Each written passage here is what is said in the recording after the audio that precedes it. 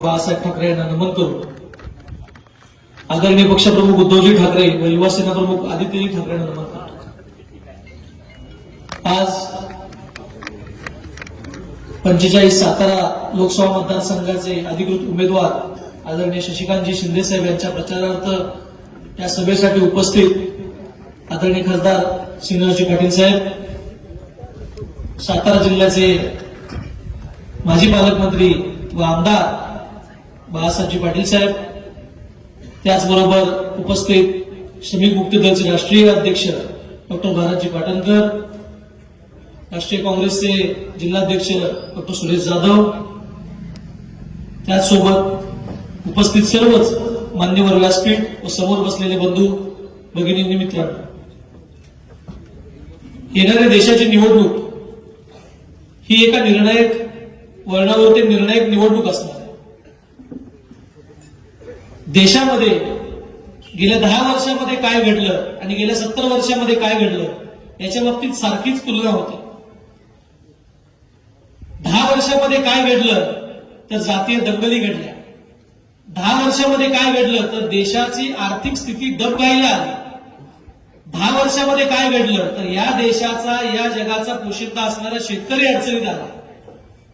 हे सगळं या 10 वर्षात घडलं आणि हे 10 वर्षात घडवणारे ज्या ताकदीवरती निवडून आले ते गेल्या 70 वर्षामध्ये काय काय घडलं याच्यावरती ते माप काढतात।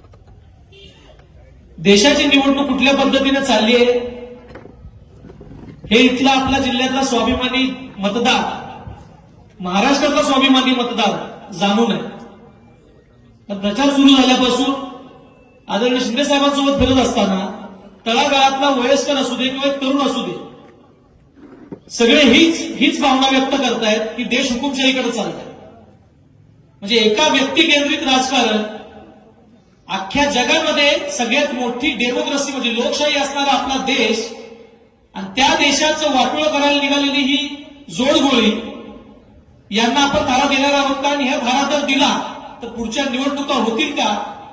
आणि मग लोकशाही संपुष्टात आल्यानंतर, भांडवलशाही आल्यानंतर काय होईल त्याचं उदाहरण एक देवेंद्रदादांनी सांगितलं की गेल्या 10 वर्षापूर्वी का 5 वर्षापूर्वी वंदनीय शिवछत्रपतींचं स्मारक व्हावं म्हणून जिथे भूमिपूजन झालं होतं त्याला परवानगी मिळत नाही, पण इथे इको सेन्सिटिव्ह झोन मध्ये जिथे 1 लाकडाचा तुकडा जरी आमच्या शेतकऱ्यांनी तोडला तर त्याला आत बसावं लागतं, तिथे अख्ख्या आघाडीला परवानगी मिळते। म्हणजे तुम्ही विचार करण्याची वेळ आलेली आहे की हे कितपर्यंत खोलपर्यंत गेलेलं आहे। हे सगळं खूप गांभीर्याने विचार करायची गरज आहे। आपण म्हणतोय पण आपल्या इथला रोजगार कसा नेला गेला? महाविकास आघाडीचं सरकार असताना, आदरणीय पवार साहेब तिथे मार्गदर्शक असताना, आदरणीय उद्धव साहेब तिथे मुख्यमंत्री असताना, आदरणीय बाळासाहेब पाटील साहेब मंत्री होते, सगळेच तिथे चांगलं काम करत होते, तिथे हात घालायला मिळत नाही। गुजरात मधले इतके मोठे प्रकल्प म्हणजे वेदांता बॉक्सर सारखा प्रकल्प इथे येतो जो 1 लाखापर्यंत नोकऱ्या तयार करणार होता, हे सगळं हाताला सापडत नाही की इथे तोडाफोडीचं राजकारण झालं आणि या राजकारणात तर महाराष्ट्राचं वाटोळं करायचं ठरलेलं आहे। हे सगळं जर आपल्याला गांभीर्याने आपल्या मनाला जर क्लेशदायक वाटत असेल तर आपल्याला ही निवडणूक फार गांभीर्याने घेणे गरजेचं आहे। विचारसरणी कुठली, कोण कुणाबरोबर आहे याचा जर विचार करता आपल्याला पहिले भारतीय जनता पार्टीला थांबवणं गरजेचं आहे। त्याच्यासाठी आपण ही इंडिया आघाडी स्थापन केली आणि त्याच्यासाठी आपल्याला याच्यासोबत लढायचं। 84 वर्षाचं नेतृत्व करणारं आपलं एकदम घरातलं ज्येष्ठ नेतृत्व आपण म्हणतो, ज्यांना दिल्लीमध्ये सगळ्यात जास्त मान आहे, अजून सुद्धा बाकीचे पक्ष बाकीचे नेते त्यांचा सल्ला घेतात, त्या पवार साहेबांना त्रास देण्याचं काम भारतीय जनता पार्टीने केलं, त्यांचं घर फोडण्याचं काम यांनी केलं। ज्या हिंदुत्व सम्राटांचं बोट धरून ही भारतीय जनता पार्टी या महाराष्ट्रामध्ये वाढली, त्यांच्या चिरंजीवासोबत यांनी काय वागणं केलं हे तुम्ही आम्ही बघितलं। आज त्यांना धडा शिकवण्याचं काम आपल्याला करायचं। याचं कारण एवढंच आहे की महाराष्ट्राची अस्मिता, महाराष्ट्राचा अभिमान, महाराष्ट्राचं स्वाभिमान हे जे कोणी जपलं असेल तर ते आदरणीय पवार साहेबांनी जपलं, ते उद्धव साहेबांनी जपलं। हे सगळं करत असताना गेल्या 70 वर्षामध्ये काहीच झालं नाही, पण यांच्यापेक्षा वारंवार मी सांगतोय की यांच्यापेक्षा अधिक पटीने लोकप्रियता असणारे आदरणीय पंडित जवाहरलाल नेहरू साहेब होते, आदरणीय इंदिराजी होत्या, राजीवजी होते की ज्यांचे कमीत कमी 400च्या पार खासदार निवडून आले होते।